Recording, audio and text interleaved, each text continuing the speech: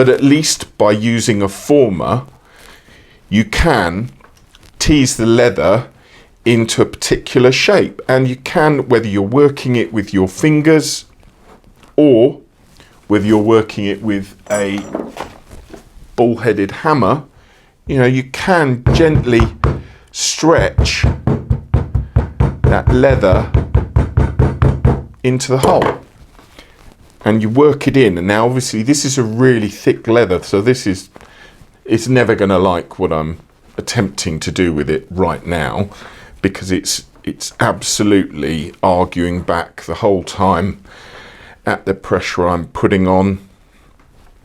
But at the same time, it is actually stretching out depending on the pressure I've put in there, so that when I take it out, we have got the start. I don't know if you can see the angle there. We've got the start of a dome going into a thinner leather, and this is the 3.2mm. Lots of water squishing out of this. Now you imagine sizing this up and using one of those cut-off tanks as a dishing bowl, or getting a block of wood and chiseling out that form.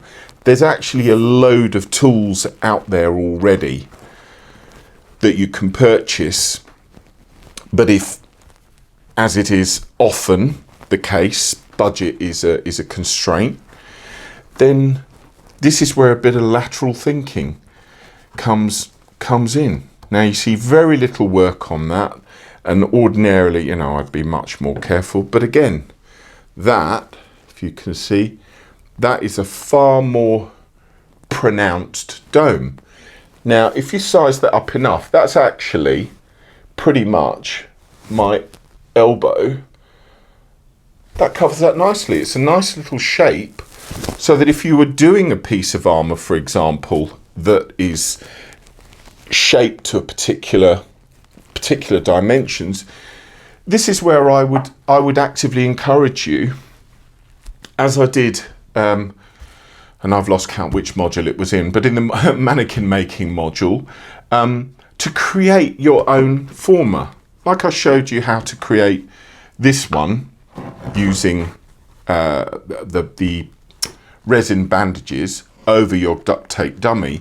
And then of course what you can do once you created it, as I did with this one, you can cut that off, and that's your former. You know, imagine now we could literally cut off this whole shoulder section, and we've got a former for a set of spaulders.